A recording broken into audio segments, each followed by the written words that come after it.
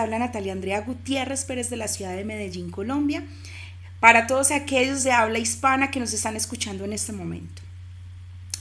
Hoy continuamos con la serie Quebrantamiento Sexual y en el programa anterior veníamos hablando de cómo tratar el quebrantamiento sexual. Definimos algunas etapas y como ellas definimos, y quiero recordárselas antes de que vamos a la cuarta etapa que hoy vamos a ver en este programa, y es reconocer primero la primera etapa y como gran paso reconocer que es una guerra y que no podemos solos, que necesitamos entregarle esta carga a Jesús, que esto es una guerra y que no podemos solos, que es necesario entregarla y por eso dice su palabra, venir a mí todos los que están cansados y cargados, que yo os haré que descansar. Y como segunda etapa vemos romper el silencio, como tercera etapa disponernos a entender y humillarnos ante Dios, que ese fue nuestro programa anterior. Y para hoy vamos a tratar en el quebrantamiento sexual como cuarta etapa cómo vencer la culpa. El quebrantamiento sexual está cargado de vergüenza, puesto que el pecado sexual en sí mismo es un depredador. Nos persigue, nos atrapa y nos seduce para que cumplamos sus órdenes. El pecado sexual no descansará hasta conseguir que su objetivo, como vuestra conciencia nos condena. Cuando nuestra conciencia nos condena, a veces tratamos de pelear, sin embargo, cuando la vergüenza nos obliga a aislarnos, a veces tratamos de pelear, pero en esta vergüenza nos hace que nos condenemos de las mismas personas, nos escondamos de las personas y que los recursos que nosotros necesitamos no los podamos ver porque la culpa nos aísla, la culpa nos condena. Y eso es lo que nos hace que nos angustiemos, porque ¿quién es el mayor angustiador, como dice la palabra de Dios? Nos angustiamos hasta que Satanás nos promete engañosamente obtener que un alivio placentero, solo si nos permitimos esa mirada lujuriosa, si damos un clic en ese link de internet o si apagamos las luces de nuestros dormitorios y de nuestros corazones. Es la forma como el enemigo, como Satanás hace que nos aislemos cuando tenemos una culpa. ¿Para qué? ¿Para qué? Para condenarnos. Vemos que la culpa nos aísla. Y antes de que miremos qué es realmente la culpa, yo quiero traerla de acuerdo a una definición de la Real Lengua, y es acción o omisión que provoca un sentimiento de responsabilidad por un daño causado, un sentimiento de condenación. La culpa genera que un sentimiento de condenación. Nos tienta y acusa día y noche, como dice, ¿en dónde? En Apocalipsis 12:10. Voy a citar esos versículos y dice de la siguiente manera. Apocalipsis 12:10, que nos dice lo siguiente. Entonces oí una gran voz en el cielo que decía, ahora ha venido la salvación, el poder y el reino de nuestro Dios. ¿De quién es? ¿De quién está hablando? De Jesús, del reino de Dios. Y la autoridad de su Cristo. Porque ha sido lanzado fuera el acusador. Estamos hablando de quién es el que trae angustia, quién es el que acosa, y es el acusador de nuestros hermanos, el que los acusaba delante de nuestro Dios día y noche. ¿Quién es el mismo enemigo? Mira que la palabra lo dice. Apocalipsis 12:10. Porque ha sido lanzado fuera el acusador de nuestros hermanos, el que los acusaba delante de nuestro Dios día y noche. La culpa no viene sola. La culpa viene con una cantidad de parceros, como decimos acá los paisas en Colombia. La culpa viene acompañada de unos parceros como es el resentimiento, el tormento, un silencio nefasto, perdón. Y de esta manera es como la culpa, que es un sentimiento, viene como si fuera una bola de nieve trayendo más. Entre más nos demoremos en resolver y vencer esta culpa, ella se hará más grande, como esa bola de nieve que estaba mencionando, sumando pecados y sentimientos que negativos, llevándonos a tomar ¿qué? Malas decisiones. Vemos que todos nos hemos equivocado aún estando con Dios, y todos nos hemos equivocado antes y aún estando con Dios. Sabemos que Él sabe que nosotros estamos en esta humanidad. Más consciente de esto lo hace Dios, más consciente de esto lo sabe Dios. ¿A qué vino Jesús? Él vino y parado como hombre, como en su humanidad, y sabe que es que tener nuestras luchas. Él sabe que estamos luchando, por eso la culpa no viene de él. Él no trae la culpa. Su plan eterno es que nadie sea culpable. Eso es lo que Dios siempre ha querido, que nadie, que ninguno de nosotros cargue con una culpa. A ver, ¿de quién viene la culpa? La culpa viene de Satanás para terminar de romper la relación con Dios. La culpa afecta todas las edades, a culpa jóvenes, la culpa a ancianos, culpa hasta niños. La culpa es un sentimiento que a todos ataca. No hay excepción de personas, no hay excepción de edades, a todos puede sobrevenir la culpa si no la sabemos manejar. Dice, esa culpa que trae ese fiscal, que es el mismo enemigo, juzgándote en ese quebrantamiento sexual, que muchas veces viene el enemigo, y eso es lo que estamos tratando hoy en este programa, El Abrazo del Padre, en el tema, la serie, el quebrantamiento sexual. ¿Y qué es lo que estamos viendo? Que viene el enemigo susurrando, viniendo a tu mente a decirte, eres fornicario, eres adúltero. ¿Cómo vas a donde Dios a orarle si te masturbas? ¿Y cómo vas donde Dios si ves por más pornografía de lo que lees tu palabra? Llevándote con sus palabras en la mente, porque es ahí donde trabaja, a aislarte más y condenarte más, y a que no busques que ayuda. Recuerda que estamos en el programa El Abrazo del Padre del Ministerio de Sanidad de la Iglesia Tierra de Libertad del pastor Nicolás Salazar Sierra, como venimos hablando del tema de cómo vencer la culpa. A continuación veremos varios comportamientos de cómo se manifiesta la culpa por causa de ese quebrantamiento sexual. ¿Cómo saber si no te has sanado y no has vencido la culpa? Enumeramos 6 aspectos y el primero de ellos es el siguiente. Se evidencia como un castigo a sí mismo, indignación todo el tiempo.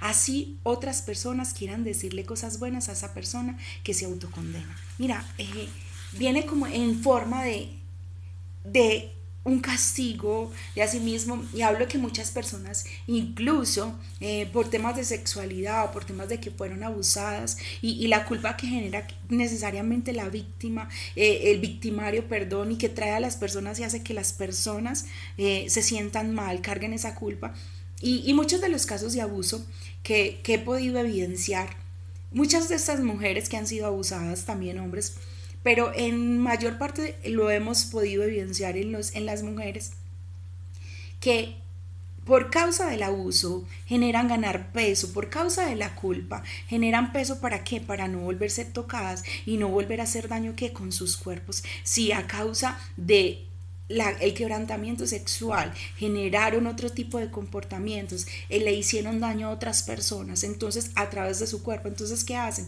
Se condenan a sí mismos, consumen alimentos hasta obtener peso, hasta hacer obesos para que nadie los mire. Esa es una de las primeras evidencias que vemos de los comportamientos que manifiesta la culpa.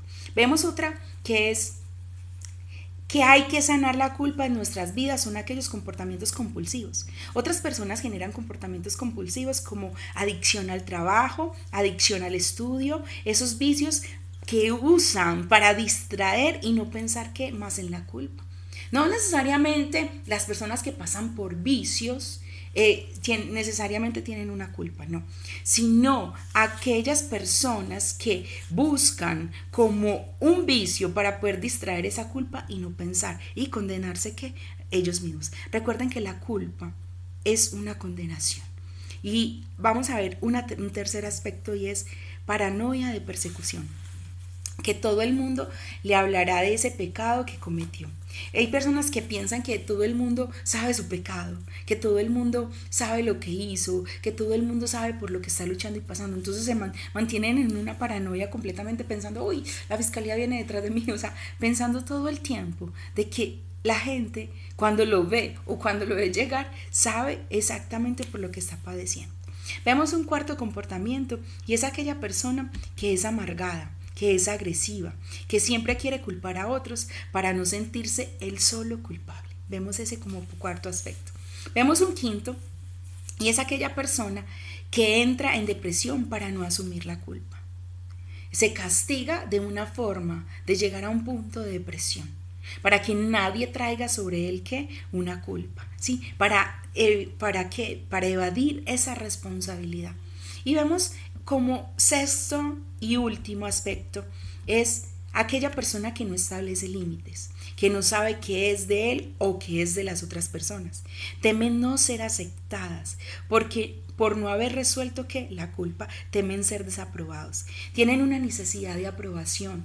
Son personas que compensan la culpa haciendo que obras de caridad, formando fundaciones. Son personas que hacen cosas buenas. No necesariamente, ojo, aclaro que las personas que forman fundaciones tienen eso.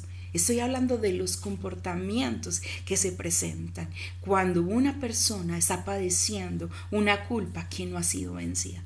Entonces vemos aquel tipo de personas que hacen cosas buenas para compensar todo aquello malo que hicieron en algún momento.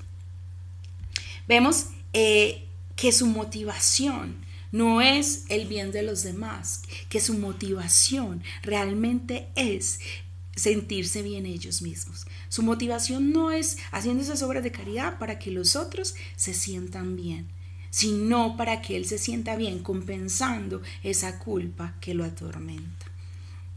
Vemos, por ejemplo, como cuando esos padres o esos esposos que abusan de sus esposas, que las maltratan y que a causa del quebrantamiento sexual, a causa del maltrato o el abuso sexual en ellos, compensan que con salidas, con regalos, y de esa manera hacen que esto se vea bien hecho. Y ese es uno de los tipos de comportamientos que se presentan por lo general y son más comunes de lo que nosotros creemos en los hogares. Vemos también la condenación. Y yo quiero hacer algo y resaltar algo en este momento. Y resaltar que para nosotros, para quienes conocemos a Cristo, para quienes evidenciamos, para quienes buscan seguir a Cristo, para quienes son creyentes, vemos que la condenación es totalmente diferente a la convicción. Y vemos que la condenación es mala. Es externa, que no viene de nosotros, sino que viene de afuera y la trae quien, Satanás, el enemigo. Vemos que es el fiscal, lo vimos como en Apocalipsis 12:10, donde decía que el acusador, el que venía a acusar, el que viene, porque él hace todo el tiempo eso. Y lo vemos también en un Job, cuando Satanás se fue a donde Dios a decirle, he buscado de qué hablar de mi hijo Job, de tu hijo Job, he buscado qué forma hacer caer a Job. Y esto lo podemos ver de la siguiente manera. El diablo es el que trae la acusación. El diablo es el que hace el papel de fiscal. Recuerda que todo esto es como un juicio, que hay un padre, que hay Dios, es el juez, que hay un fiscal que es el diablo y que hay un abogado que se llama Cristo Jesús. Y obviamente alguien que se quiere culpar, alguien sobre el cual cae condenación por algún hecho, por desconocimiento, algún acto de aquel hombre que no ha sido transformado. Y vemos que esa culpabilidad es traída por ese acusador. Y ese acusador trae ¿qué? Condenación. Porque sabemos que los que son culpables en un juzgado, en ese momento, vemos que cae condena.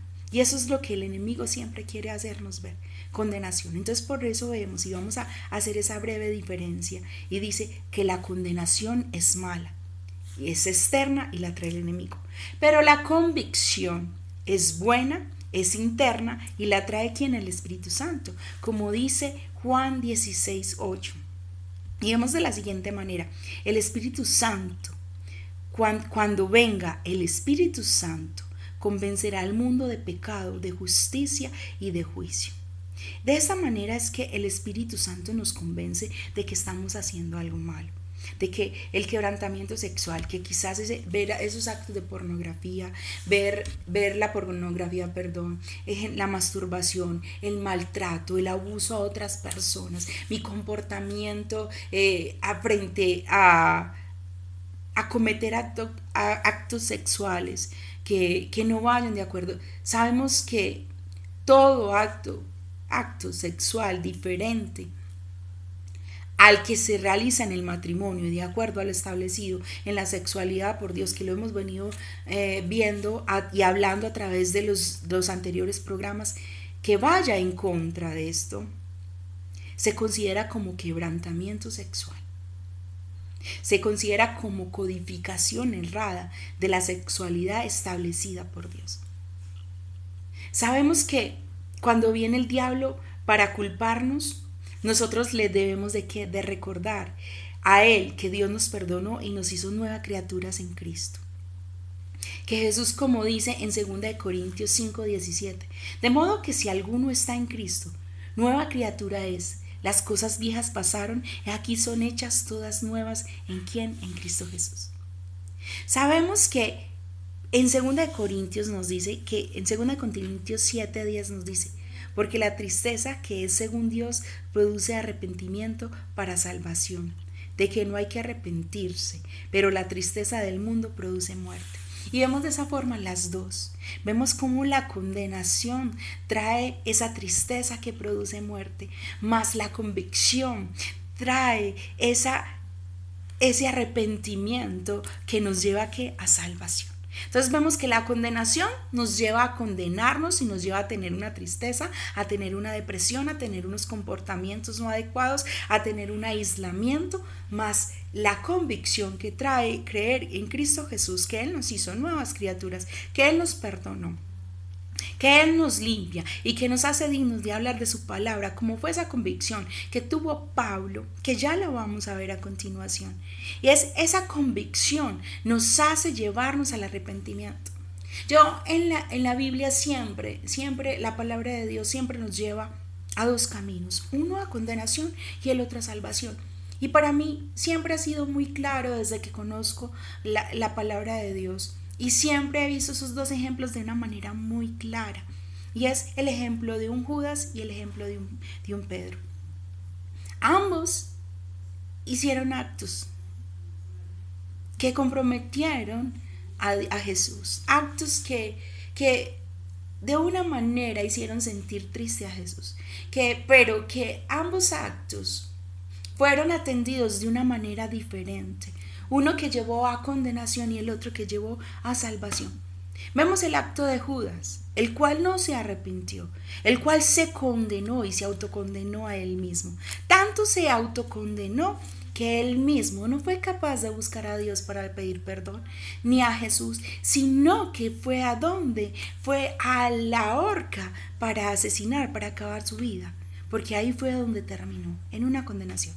Más vemos a un Pedro que entró en un arrepentimiento, que entró en un dolor y que se arrepintió, como dice su palabra, amargamente lloró, pero que se humilló ante Dios, pidiendo perdón por haber negado al Señor. Fue capaz de buscarlo, fue capaz de humillarse, sabiendo que había cometido, que había negado a su amigo, que había negado a su maestro, que había negado al Hijo de Dios. ¿Y qué hizo? Se arrepintió. ¿Y qué hizo Dios con él después? Lo exaltó, lo llevó a que su ministerio fuera uno de los ministerios más grandes que haya existido. Vemos que él fue el fundamento de que hoy muchos estemos escuchando de la palabra de Dios. Y entonces vemos esos dos caminos, vemos esos dos ejemplos del que lleva la condenación cuando yo no soy capaz de hablar, cuando yo no soy capaz de buscar a Dios para que me perdone, me lleva a la condenación. Pero vemos el Pedro que fue capaz de humillarse, de llorar, de pedir amargamente y buscar a Dios para su perdón. Y vemos cómo Dios lo perdona, lo exalta y le da salvación. Vemos a ese Pablo también, y yo quiero centrarme y llevarte a Pablo, porque cuando realmente yo entiendo el testimonio de Pablo, cuando Dios a través de Pablo me habla, en el momento que yo llevé mi culpa, casi por ahí 15 años llevé mi culpa, cargué, aunque ya había llegado al Señor, llevé mi culpa por tantos años de todo lo que había hecho y había llevado a otras personas también al quebrantamiento sexual. Leo esos versículos, leo a Pablo Leo lo que le pasó a Pablo y decía si Pablo nunca hubiese podido trabajar la culpa y perdonado a sí mismo, él no hubiese hecho lo que Dios hizo con él. ¿Me doy a entender? Pablo trabajó tanto su culpa, venció su culpa. ¿Y cómo Pablo vencía una culpa? Pablo cada vez que podía recordaba su pasado. Pablo cada vez que podía ministrar a otros recordaba de a dónde Jesús lo había sacado. Y eso me hacía pensar que cuando yo entendí mi convicción, cuando yo entendí de dónde me sacó Dios, de dónde me perdonó, de dónde me limpió, no me canso de hablar de mi testimonio. Y muchos dicen, habla de tu testimonio. Sí, porque eso es lo que me hace recordar que yo no soy perdonada porque fuese de una manera, o porque fuese talentosa, o porque quisiera hacer actos buenos. Yo fui perdonada por la gracia de Dios. Yo fui perdonada por el amor de Dios.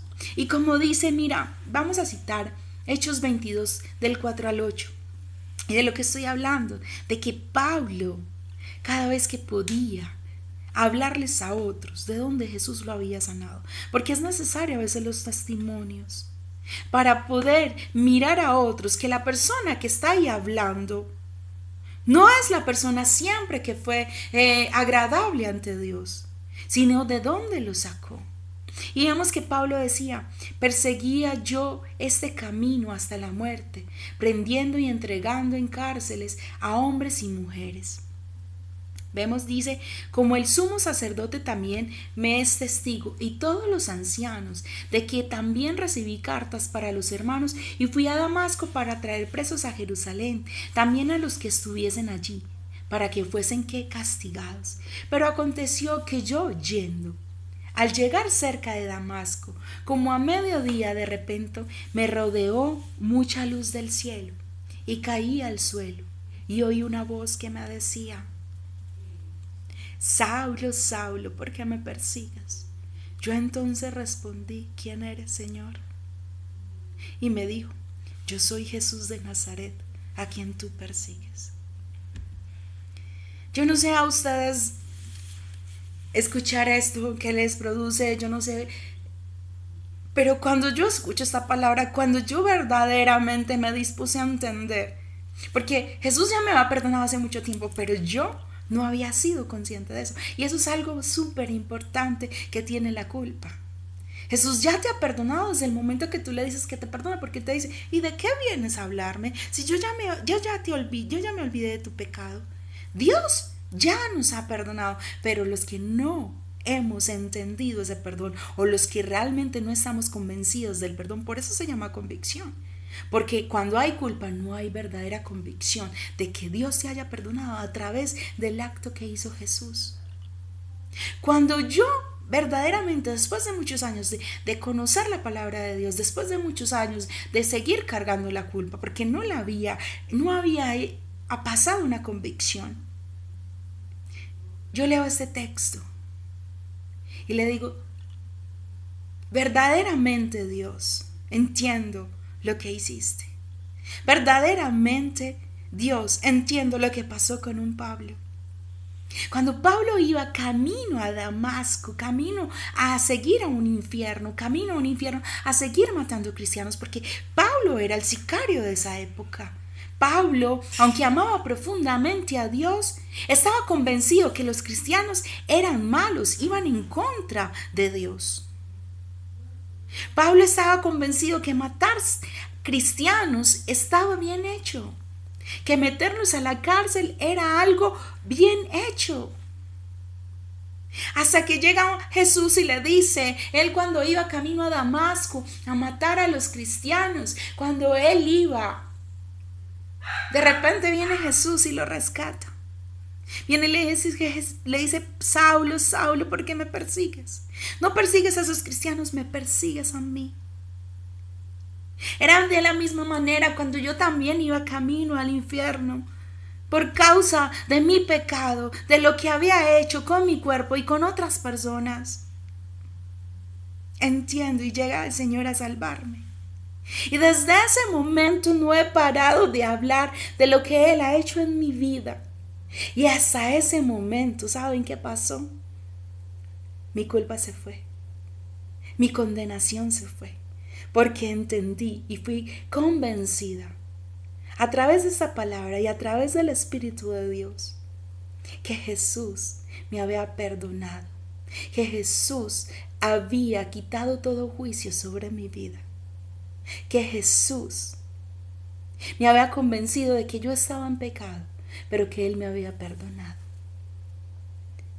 De eso es lo que hoy quiere el Señor, porque la culpa es aquello que trae Satanás, pero la convicción la trae el Espíritu de Dios. La convicción de creer que Dios ya te perdonó a través del acto que Jesús hizo en la cruz, diciendo en un Gálatas 3:13 que por causa de la maldición de la ley, Jesús estuvo en un madero, no siendo maldito, para que la maldición de la ley fuese abolida. Desde ese momento yo entendí que Jesús había ya pagado y había abolido toda condenación sobre mi vida. Después de tantos años caminando con el Señor, ya había llegado una convicción. Esa convicción que trae el Espíritu Santo, que te convence de justicia, de juicio y de pecado. De esa manera es que Dios te quiere convencer que Él ya se olvidó de tu pecado, pero que tú sigues condenándote. Y más que cualquier cosa, de pedirle a Dios, pídele entendimiento de su palabra, de entender, de que llegue una verdadera convicción de que Él ha perdonado tus pecados, porque ya Dios los perdonó. Pero el que no lo ha creído, eres tú. El plan eterno de Dios es que nadie sea culpable, que todos podamos acceder a la salvación a través de Cristo Jesús, libres de condenación. Solo para una persona fue escrito la perdición, como dice su palabra. Cuando estaba con ellos, los guardaba en tu nombre, como dice Juan 17:12. Cuando estaba con ellos los guardaba en tu nombre, el nombre que me diste, les decía Jesús a su Padre. Y los guardé y ninguno se perdió, excepto el hijo de perdición, para que la escritura se cumpliera. Acá estaba hablando Jesús de Judas. Pero no es el deseo de Dios que seamos culpables y que nazcamos para perdición.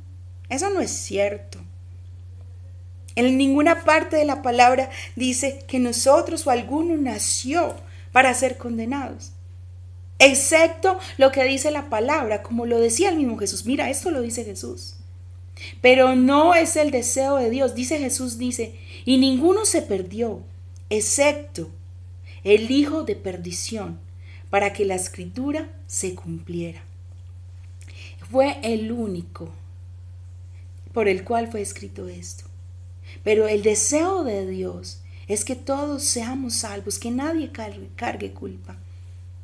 El deseo de Dios es que ninguno de nosotros fuimos creados para perdición. La condenación la trae Satanás, como vimos en un Apocalipsis 12:10. En el caso de Judas, para que se cumpliera el plan de Dios, Dios había decidido del tiempo pasado que Cristo sería traicionado ¿por quién? Por Judas. Moriría en la cruz por nuestros pecados y sería resucitado.